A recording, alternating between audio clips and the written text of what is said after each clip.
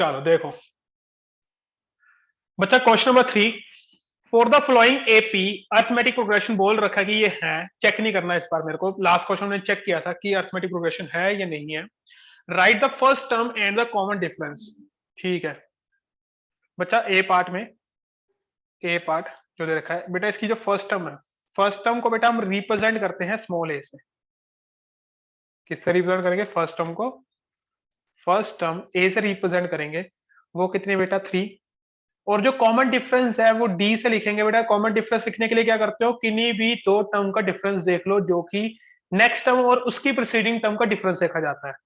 तो मैं यहां से 1 माइनस और 3 दे सकता हूं। तो second term minus first term करूंगा तो बेटा second term is 1, first term is 3। तो बेटा common difference is -2। Common difference is -2 आ गया। ठीक है बेटा, अब बी पार्ट में आ जाओ। बी पार्ट में जो बेटा फर्स्ट टर्म है वो कितनी है? 0.6। कॉमन डिफरेंस ये बेटा कोई भी दो टर्म ले लो, मैं ये और ये ले रहा हूं। Third term minus second term, third term minus second term ले रहे हो क्योंकि एपी है तो हर जगह डिफरेंस सेम ही आएगा। तो बेटा third term is 2.8 minus second term is 1.7। बेटा 2.8 माइनस 1.7 करोगे बेटा तुम्हारे पास आएगा 1.1। और बेटा इसका कॉमन डिफरेंस कितना है? 1.1। और फर्स्ट टर्म क्या है बेटा इसकी? 0.6। सिमिलरली बेटा सी पार्ट में बेटा जो फर्स्ट टर्म है वो कितनी है? -1। और बेटा अगर कॉमन डिफरेंस निकालना है, second term minus first term कर सकते हो, third term minus second term भी कर सकते हो। मैंने कहा second term minus first term. Second term है बेटा -5/6 माइनस बेटा फर्स्ट टर्म इज -1। बेटा ब्रैकेट ओपन -5/6। तो बेटा ब्रैकेट ओपन करोगे बाहर माइनस है, साइन चेंज हो जाएंगे +1। एलसीएम ले लो, -5 + 6/6 आ जाएगा। तो बेटा कॉमन डिफरेंस कितना आ गया इसका? 1/6। और फर्स्ट टर्म कितने बेटा? -1। डी पार्ट बेटा फर्स्ट टर्म 1, कॉमन डिफरेंस बेटा फोर्थ और थर्ड टर्म से देख रहा हूं मैं। Fourth term minus third term. देखो बेटा फोर्थ जो भी टर्म तुम लोगे उसकी प्रीसीडिंग टर्म को माइनस करोगे तब कॉमन डिफरेंस निकलता है।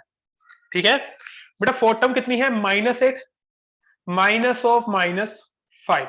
थर्ड टर्म कितनी बेटा? -5। तो बेटा ब्रैकेट ओपन करोगे तो बाहर माइनस है, माइनस माइनस प्लस हो जाएगा +5। तो बेटा कॉमन डिफरेंस -8 + 5 इज -3। तो बेटा डी पार्ट के बेटा फर्स्ट टर्म क्या है? 1 और कॉमन डिफरेंस क्या है? -3। क्लियर है बच्चा? एक बार नोट कर लो ये, फिर कंटिन्यू कर रहे हैं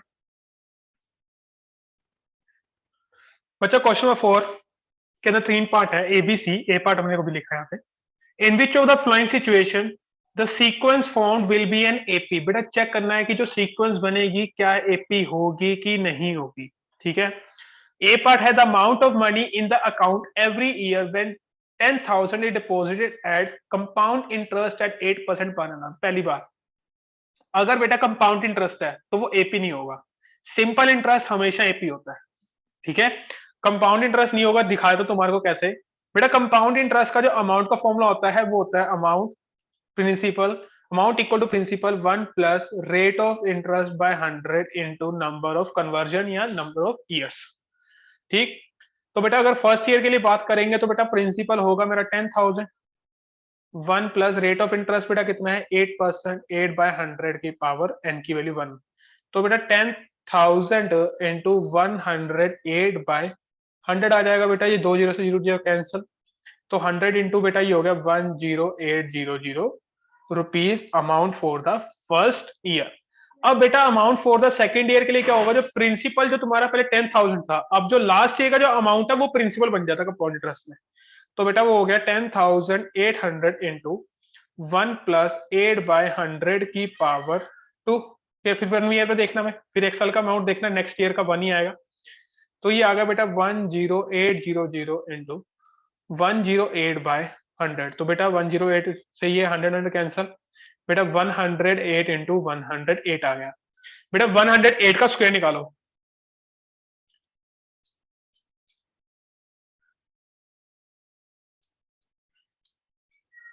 तो बेटा ये आ गया 11,664 रुपीज। ठीक है, अब अब बच्चा मेरे पास क्या है, प्रिंसिपल अब मेरा ये है 111664। तो बेटा नेक्स्ट ईयर के लिए जो अमाउंट होगा वो होगा 11664 1 प्लस 8/100 की पावर 1। तो बेटा 11664 इंटू 108/100। बेटा इसको जब तुम सोल्व करोगे ये डिफरेंस और ये डिफरेंस दोनों अलग आएंगे। यहाँ पे कुछ डिफरेंस आएगा D1, यहाँ पे डिफरेंस कुछ अलग आएगा। तो बेटा कॉमन डिफरेंस सेम नहीं आएगा। तो कॉमन डिफरेंस सेम नहीं आएगा, therefore this sequence is not an AP. Therefore this sequence is not an AP.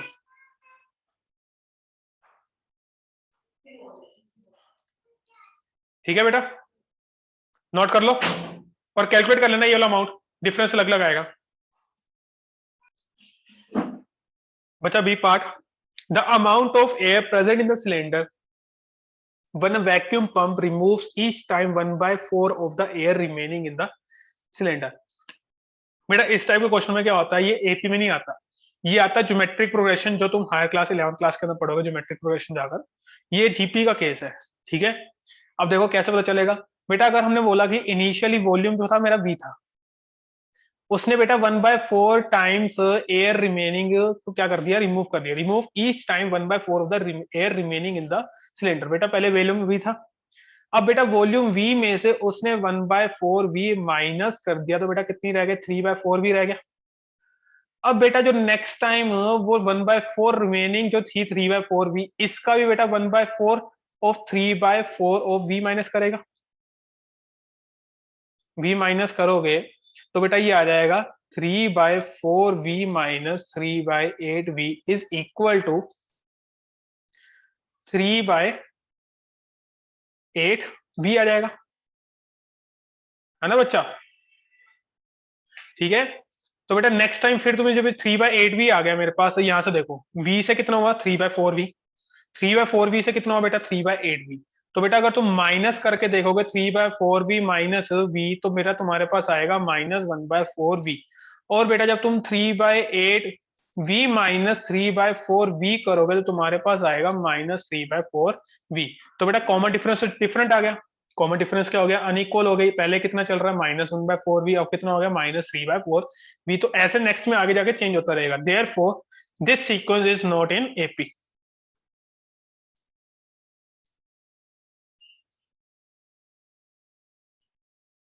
Not in arithmetic progression, this sequence is not an AP. Clear है बच्चा, note करो, C part करते फिर। Yes sir. बच्चा question number C part, the number of student left in auditorium from the total strength of 1000 students when they leave auditorium in the batches of 25। बेटा 1000 student थे auditorium में, वो कह रहे हैं कि पहले 1000 थे, पहले 25 स्टूडेंट लेफ्ट हुए। बेटा 25 स्टूडेंट लेफ्ट हुए तो 975 रह गए। फिर बेटा 25 स्टूडेंट लेफ्ट हुए, क्योंकि 25 के बैचेस में जा रहे हैं, कितने हो गए बेटा 950 हो गए। तो बेटा पहले 1000 थे, 975 हो गए, 975 से फिर 950 हो गए।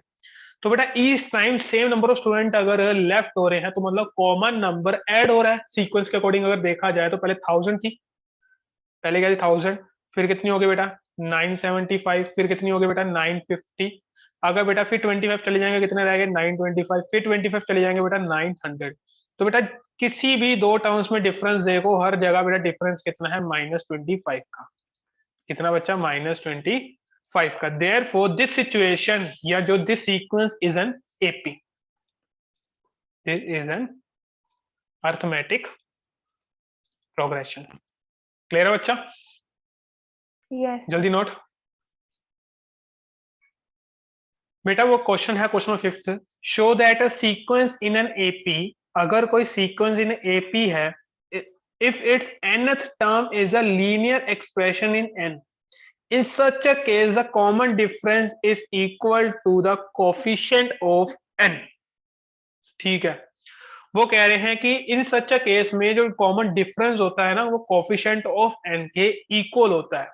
ठीक है, कोई भी एक सीक्वेंस अगर वो एपी में है तो जो उसकी n टर्म है ना, लीनियर एक्सप्रेशन इन n लिखोगे।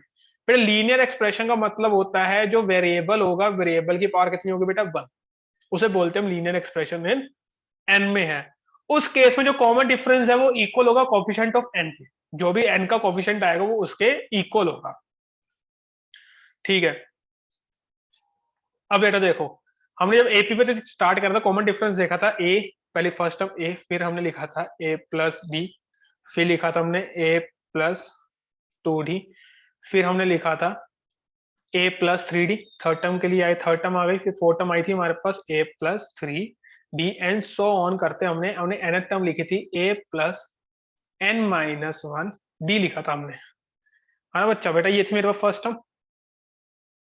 First term a, second, third term, fourth term और ये nth टर्म। तो वो कह रहे हैं जो nth term is a linear expression in n है, तो ये लीनियर एक्सप्रेशन ये बिल्कुल है ना बच्चा। देखो nth टर्म जो है मेरी लीनियर एक्सप्रेशन है a plus n d minus d, अगर बेटा ब्रैकेट ओपन कर दोगे डी का, ये n minus one into t, ये ब्रैकेट ओपन कर दोगे तो क्या मिलेगा a plus n d minus d. और बेटा जो nth टर्म है लीनियर एक्सप्रेशन इन n ही है, क्योंकि n ही वैल्यू चेंज हो रही है, नंबर ऑफ टर्म्स के लिए तुम 1 2 3 4 5 डालते हो तो n ही डालते हैं, तो ये nth टर्म किसमें है, लीनियर एक्सप्रेशन है। ये तो बात समझ आ गई हमारे को। लीनियर एक्सप्रेशन कैसे है, क्योंकि जो कॉफिशिएंट जो यानी कि जो वेरिएबल है उसकी डिग्री कितनी है, 1 है। लीनियर के लिए डिग्री क्या होती है बेटा, 1 होती है, अगर क्वाड्रेटिक होता है तो डिग्री कितनी होती है, 2, मतलब पावर 2 होती है उस टाइम पे। ये लीनियर एक्सप्रेशन है, और उसमें बोला है in such a case a common difference, जो कॉमन डिफरेंस है मेरा डी, जिसे हम कॉमन डिफरेंस लिखते हैं डी, ठीक है, तो जो मेरा कॉमन डिफरेंस है, common difference in such a case common difference is equal to the coefficient of n। बेटा n का कोफिशिएंट क्या है, n का कोफिशिएंट d है, तो बेटा n का कोफिशिएंट क्या है, d, तो बेटा कॉमन डिफरेंस हम d तो लिखते थे। यही है क्वेश्चन बस समझाने के Yes, लिए sir. कि एपी के टाइम पे जो लीनियर एक्सप्रेशन होता है n,